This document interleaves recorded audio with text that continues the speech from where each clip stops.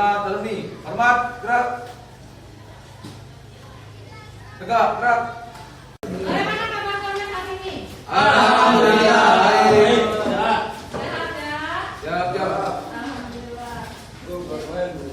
Jadi jangan lupa ya, kalian harus selalu bersyukur ya atas karunia Tuhan Yang Maha Esa. Alsantana Dewi. Siapa nih? Oke. Ini semua sudah disiapkan. Buku paketnya sudah. Ya. Bahan ajarnya. Buku tulisnya sudah disiapkan? Ya. Nanti kalian sudah siap ya untuk mengikuti pada pagi hari ini. Oke. Sebelum kita mulai pelajaran hari ini, alangkah baiknya kita berdoa dulu ya. Silakan dipimpin oleh Sofianto untuk berdoa. Untuk mengawali kegiatan kita pada pagi hari ini, marilah kita berdoa. Berdoa, mulai.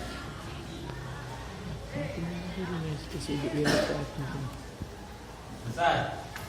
Alhamdulillah. Oke.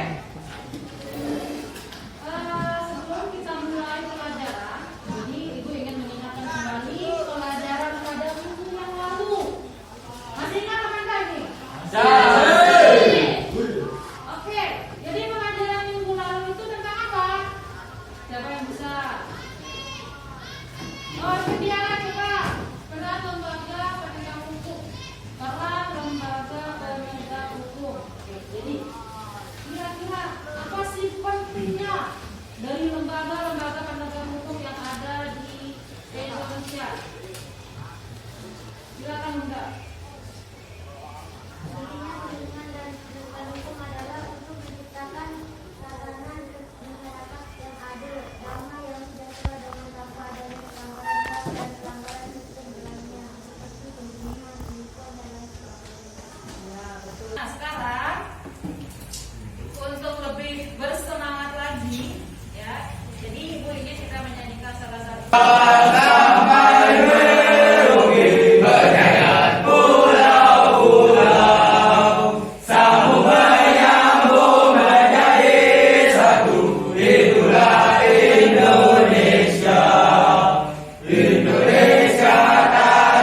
Ini sekarang kita akan membahas atau mempelajari tentang dinamika pelanggaran hukum.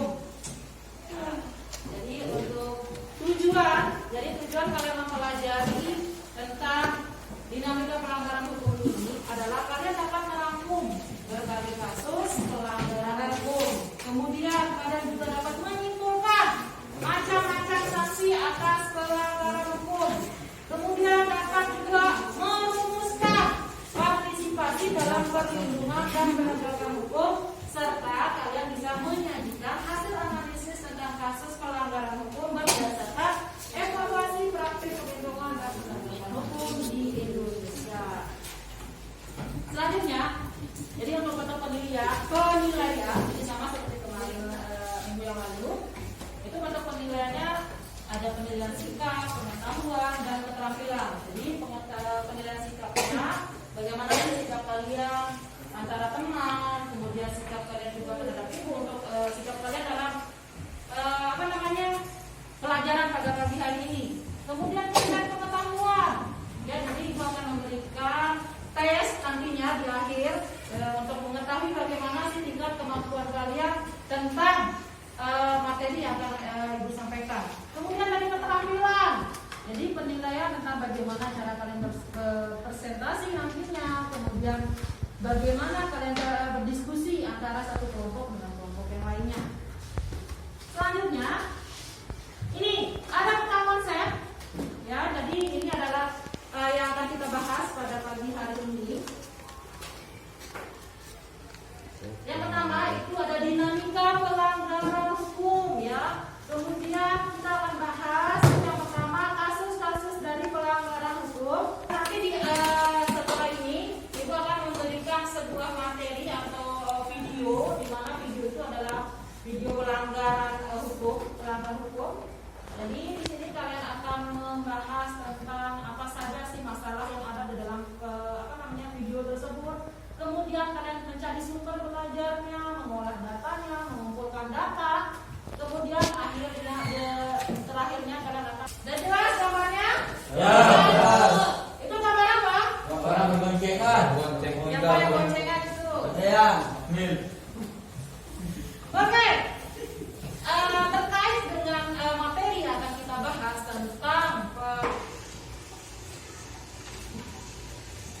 bersepeda di Jalan Imam Bonjol, Jakarta Pusat masih belum steril dari kendaraan lain. Pengendara terutama roda 2 memilih tetap menggunakan jalur khusus ini. Sekarang tugas kalian dengan kelompoknya itu mencari bentuk pelanggaran apa sih yang ada di dalam video. Kemudian penyebab, kira-kira penyebabnya apa. Kemudian sanksi, ya sanksi untuk pelanggar tadi.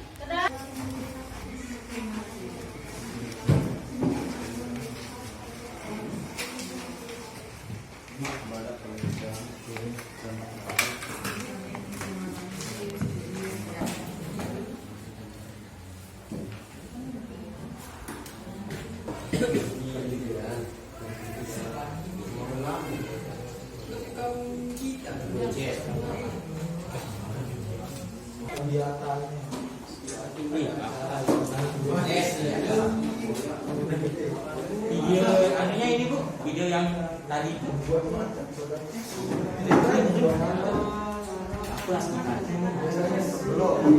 Kita presentasi alangkah baiknya ya untuk peregangan biar nggak stres, biar tadi udah cari banyak literasi, mungkin kalian agak pusing, ya biar fresh lagi. Kita peregangan dulu ya. 4, 5, 6, 7, 8. 1, 2, 3, 4, 5, 6, 7, 8. 4, 5, 6, 7, 8. Orang lagi. 1, 2, 3, 4, 5, 6. Buku tersebut adalah kapan terburu-buru. Biasanya pengendara akan mencari cara agar lebih cepat sampai ke tujuannya. Sanksi yang diberikan berupa ditilang dengan didenda sebesar 500.000 atau bisa dipenjara maksimal 2 bulan. Solusi untuk mengatasi pelanggaran tata tertib berkendara adalah mengadakan penyuluhan, berlalu lintas, saling mengingatkan dan razia diperketat. Bagaimana pendapat Anda apabila Anda melihat atau menemukan adanya pelanggaran di sekolah? Misalnya, Anda melihat salah satu siswa mencuri HP. Adalah kita menegur atau mengingatkan teman agar tidak mencuri. Kita harus memberi nasihat agar siswa mengembalikan barang yang diambil. Jika tidak bisa diingatkan, maka kita harus membantu. Apabila ada kesalahan, kami mohon maaf. Sekian, Wassalamualaikum warahmatullahi wabarakatuh. Waalaikumsalam warahmatullahi wabarakatuh. Lalu lintas adalah kurangnya kesadaran pemahaman yang kurang terhadap aturan lalu lintas, ikut-ikutan terburu-buru dan jalan yang rusak.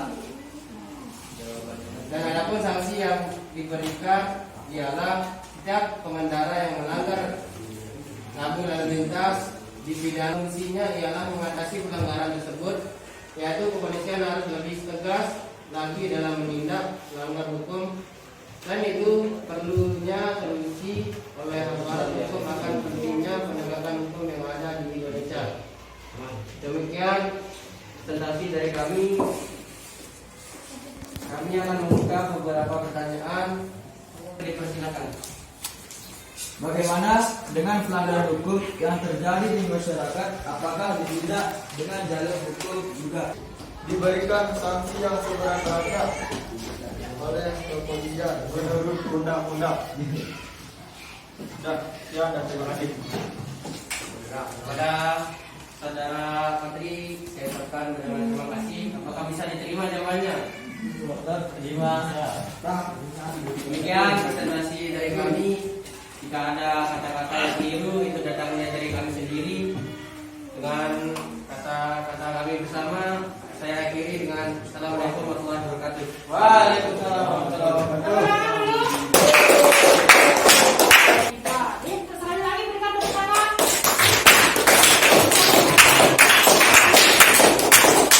Sudah bagus sekali ya. Presentasinya juga sudah bagus, materinya bagus, dan yang menanggapi juga sudah bagus. Ya.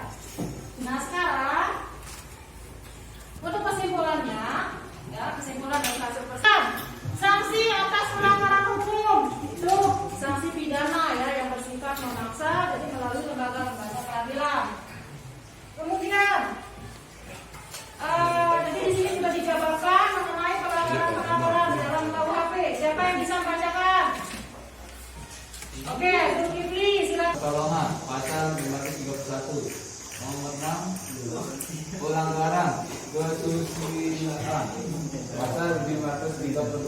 sampai di tempat ini. Oke, terima kasih ya untuk Budi. Kemudian selanjutnya itu pasti kesimpulan. Siapa yang bisa memberikan ibu kesimpulan? Biarlah Pelanggaran hukum yang terjadi pada umumnya disebabkan oleh ketidakpatuhan terhadap ketentuan yang berlaku. Ketidakpatuhan tersebut pada akhirnya akan menyebabkan kepentingan setiap orang tidak terlindungi. Nah, kira-kira apa sih manfaat yang kalian bisa ambil ya dalam materi tentang dinamika pelanggaran hukum ini? Siapa yang bisa? Oke, ya udah kalau gitu.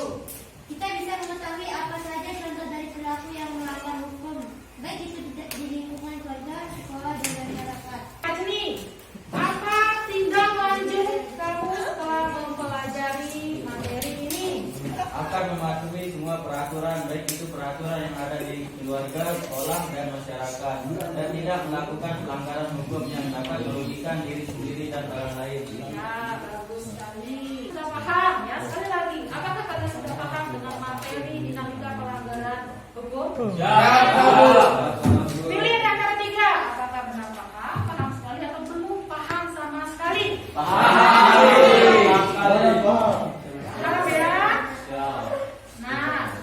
Nah, jadi untuk mengetahui bagaimana pemahaman kalian, jadi ibu ingin tanyakan, karena kalian sudah paham dengan materi ini, kira-kira bagaimana sih partisipasi kalian sebagai seorang peserta didik untuk Taatan atau kepatuhan terhadap hukum, misalnya di lingkungan keluarga, mematuhi perintah orang tua, melaksanakan aturan yang dibuat dan disepakati keluarga. Di lingkungan sekolah, menghormati guru dan pilihan dana dan tes kuliah yang harus kalian kerjakan ya. Jadi ibu kasih waktu 15 menit ya untuk mengerjakannya. Jangan contoh.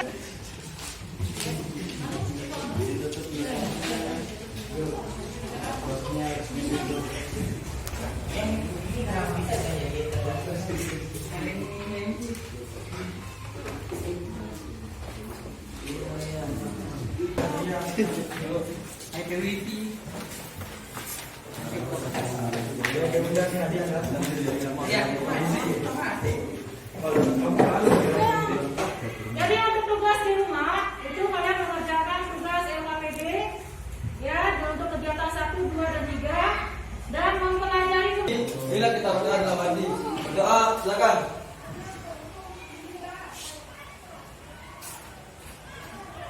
Berdoa selesai.